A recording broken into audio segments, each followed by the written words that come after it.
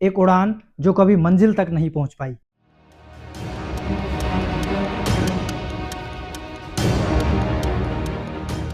नमस्कार दोस्तों, मैं प्रशांत चौधरी और स्वागत है एक बार फिर आप सभी का मंथन स्टोरीज पर। आज हम बात करेंगे उस हादसे की जिसने न केवल देश को हिलाकर रख दिया बल्कि सैकड़ों परिवारों की दुनिया भी उजाड़ के रख दी।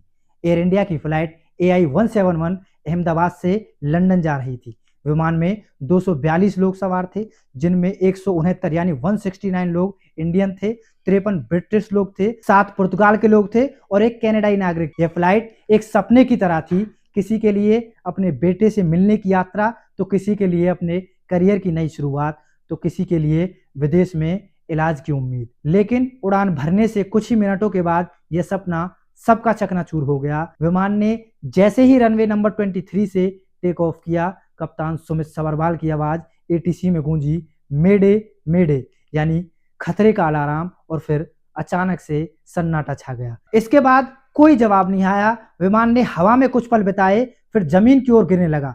महज 2 मिनट के भीतर ही विमान अहमदाबाद के मेघानी नगर में एक हॉस्पिटल के हॉस्टल की छत पर जा गिरा, जहां कभी बच्चे पढ़ाई किया करते थे, अब वहां राख का ढेर लगा हुआ है। CISF द्वारा जारी तस्वीरें देख दिल दहल जाता है।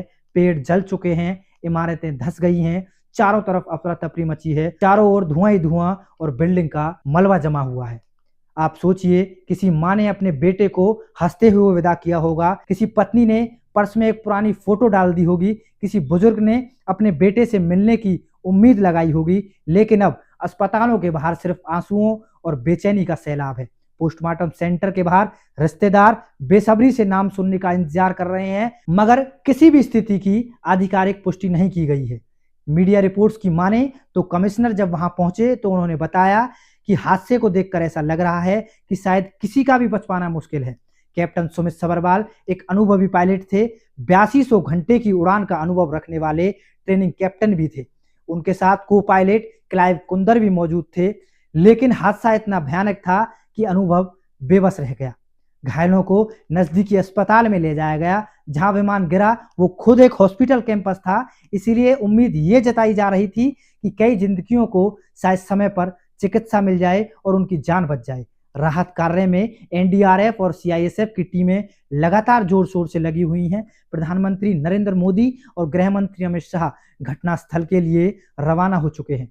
एयर इंडिया और टाटा समूह के चेयरमैन N चंद्रशेखर ने एक भावुक बयान में कहा, हम प्रभावित लोगों को हर संभव मदद पहुंचाने में लगे हुए हैं, लेकिन सवाल यहाँ ये उठता है, क्या कोई मदद इस दर्द को कम कर सकती है?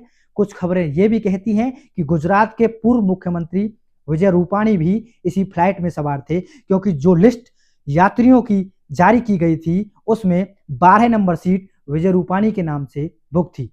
लंदन में अपनी बेटी से मिलने के लिए जा रहे थे विजय रूपाणी। Seat number 12। अगर मैं यहाँ कहूँ कि विमान की हर सीट नंबर अब इतिहास के पन्नों में दर्ज हो चुका है।